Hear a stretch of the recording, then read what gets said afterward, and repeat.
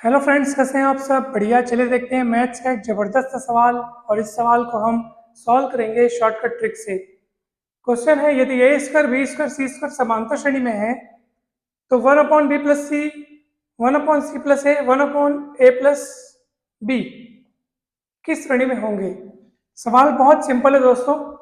दो तरीके हैं। एक तो आप इसको प्रॉपर मेथड से सॉल्व कीजिए, जिसमें आपको थोड़ा समय देना होगा, कुछ लाइनें खर्च होंगी, आंसर आ जाएगा। ठीक है। एक तरीका है आपका शॉर्टकट ट्रिक। अगर आपका एग्जाम में ये क्वेश्चन मान लो 3 नंबर का आता है, 4 नंबर का आता है, तब तो आपको डिटेल में बनाना चाहिए। लेकिन अगर ऑब्जेक्टिव क्वेश्चन के रूप में आता है तो फिर डिटेल में बनाने का कोई मतलब नहीं, क्योंकि ऑब्जेक्टिव क्वेश्चन में आपको केवल सही उत्तर चुनना होता है। और इतना इंपॉर्टेंट क्वेश्चन है, इस टाइप के क्वेश्चन अक्सर एग्जाम में आते हैं। टीजीटी हो या पीजीटी, पीईटी एग्जाम हो, जेई एग्जाम हो, या फिर आपका व्याख्याता भर्ती परीक्षा हो, ऐसे क्वेश्चंस आने के भरपूर चांसेस हैं। यहाँ तक कि अरिथमेटिक प्रोग्रेशन स्कूल की जिन कक्षाओं में है, उनमें भी इस टाइप के क्वेश्चन जरूर पूछे जाते हैं। तो बहुत ही तगड़े क्वेश्चन है। शॉर्टकट ट्रिक से कैसे बनाएंगे, ध्यान से देखिएगा। चलिए मैं आपको पहले बता देता हूँ कि मान लो अगर अपन इसको प्रॉपर मेथड से बनाते हैं तो कैसे बनेगा ये। अब आपको क्या दिया है, ध्यान से देखो। दिया क्या है, ए स्क्वायर बी स्क्वायर सी स्क्वायर किस में है? एपी में है, अर्थात अरिथमेटिक प्रोग्रेशन में है, समांतर श्रेणी में है। ठीक है। ए स्क्वायर बी स्क्वायर सी स्क्वायर।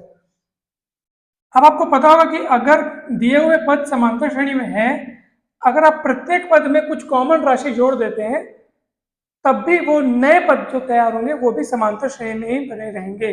अर्थात समांतर श्रेणी के प्रत्येक पदों में कुछ निश्चित संख्या, सब में बराबर बराबर अगर आप निश्चित संख्या जोड़ देते हैं तो प्राप्त हुई नई श्रेणी पुनः समांतर श्रेणी होगी। तो इसका अब उसी गुण का मैं यहाँ पे इस्तेमाल कर रहा हूँ। मैं क्या कर रहा हूँ, प्रत्येक पद में a b plus b c plus c a जोड़ रहा हूँ। ठीक है, क्या जोड़ रहा हूँ? A b plus b c plus c a मैं जोड़ रहा हूँ। ठीक है, इसमें भी जोड़ दो, a b plus b c plus c ए।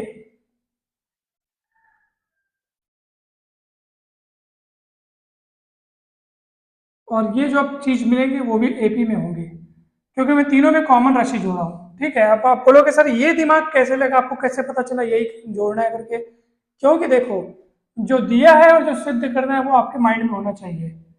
अब मुझे पता है कि नीचे में बी प्लस सी आया है, नीचे में है, यानी कि कटा होगा ऊपर नीचे से, तो कटने के ऊपर में कुछ होना चाहिए।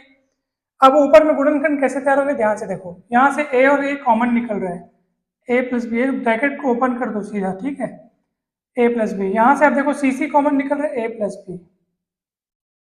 आपने देखा कैसे हुआ, ये ए कॉमन निकला, ए प्लस बी, सी सी कॉमन निकला, ए प्लस बी।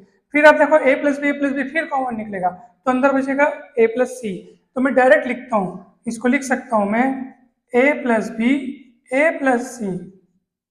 इसको लिख सकते हैं अपन B plus c, b plus ए। इसको लिख सकते हैं अपन सी प्लस ए, सी प्लस बी। और ये पुनः किस में होंगे? एपी में होंगे। अच्छा, आप लोग एक बात और ध्यान रखें कि अगर कुछ पद मान लो एपी में है और आप किसी निश्चित संख्या का, निश्चित कॉमन संख्या का तीनों में अगर आप भाग देते हैं तो भी वो एपी में ही बने रहेंगे। कैसे, ध्यान से देखेंगे आप। मैं तीनों में भाग दे रहा हूं, a plus b, b plus c plus a, तीनों में भाग। यहाँ पे मैं किससे गुणा किया? जो जो आप काम कर रहे हैं उसको लिखना है बकायदा। डिटेल में बनाने का यही नियम है, आप जो काम कर रहे हैं उसको पूरा लिखिए। अब हम लिख नहीं पाए, ऐसे हमको लिखना चाहिए। यहाँ पे क्या काम किया अपन, a b plus b c plus c a का मैंने क्या किया, तीनों में जोड़ा, प्रत्येक में इतना जोड़ने पर। वैसे ही आप यहाँ पे इतने का क्या कर रहे हैं, भाग कर रहे हैं। सोचो जब आप भाग करेंगे तो क्या होगा, ए प्लस बी ए प्लस सी, जब ये पूरा का पूरा जो है नीचे जब आएगा इनके, तो ये कटेगा, ये कटेगा, कौन बचेगा? क्योंकि भाग कर रहे हैं इसलिए नीचे में बचेगा, वन अपॉन बी प्लस सी बचेगा।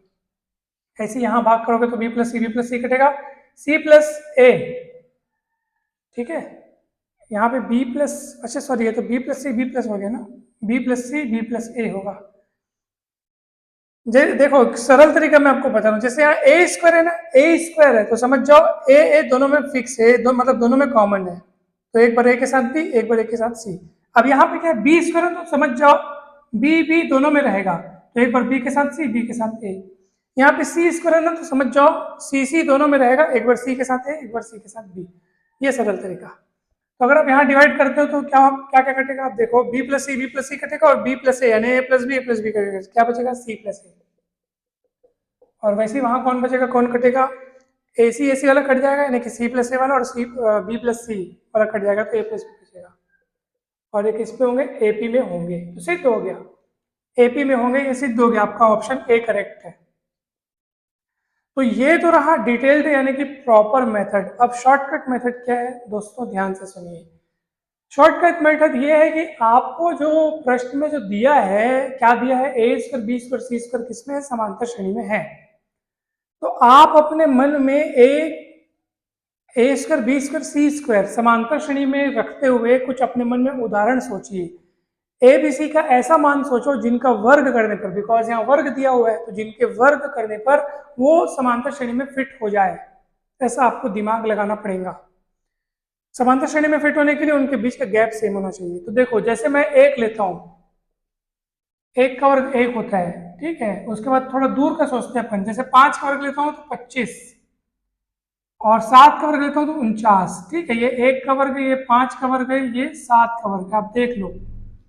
और ये तीनों के तीनों एपी में है, आप देखो, इनके बीच का गैप देखो 24, इनके बीच का गैप देखो 24, ठीक है। ये आपको दिमाग लगाना पड़ेगा।